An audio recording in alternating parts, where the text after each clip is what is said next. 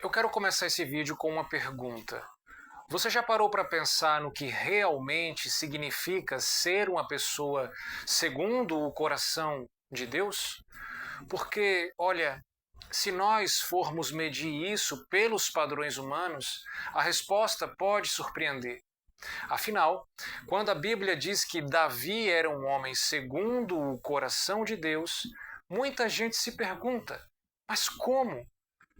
Porque Davi foi pastor de ovelhas, foi guerreiro, foi rei, mas também foi falho, muito falho. Cometeu adultério, tentou encobrir o erro e ainda mandou matar um homem para esconder as consequências. E mesmo assim, Deus olhava para ele e dizia: Esse é um homem segundo o meu coração. E o que é que isso significa? Se ser perfeito fosse o requisito, minha gente, ninguém conseguiria.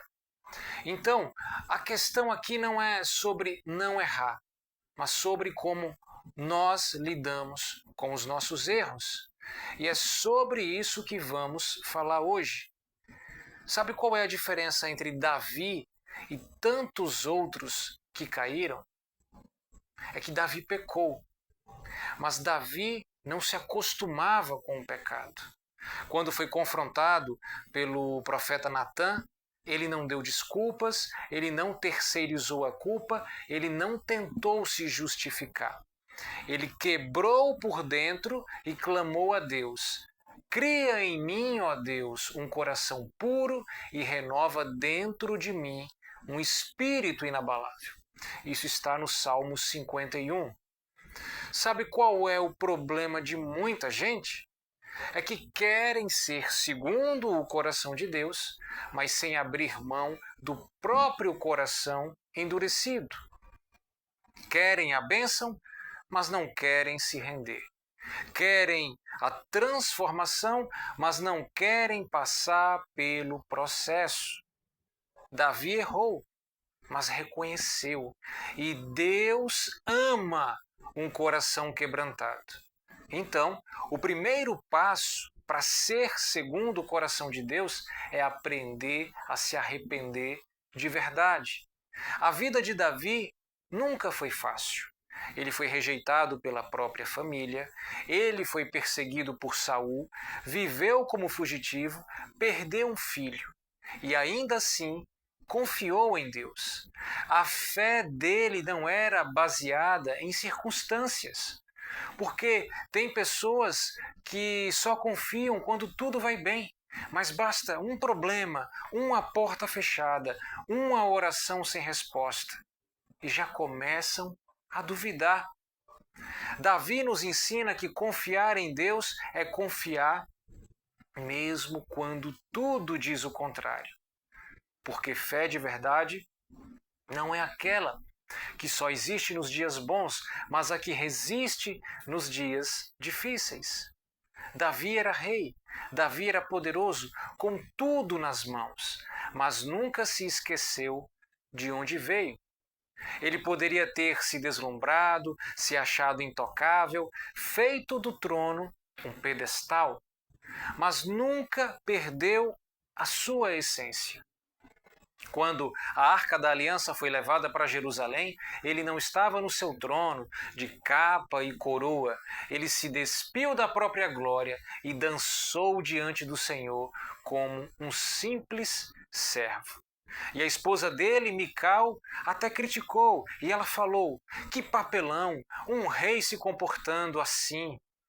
Mas Davi respondeu: foi diante do Senhor que me alegrei e ainda me humilharei mais, se for preciso. Nós encontramos isso em 2 Samuel, no capítulo 6.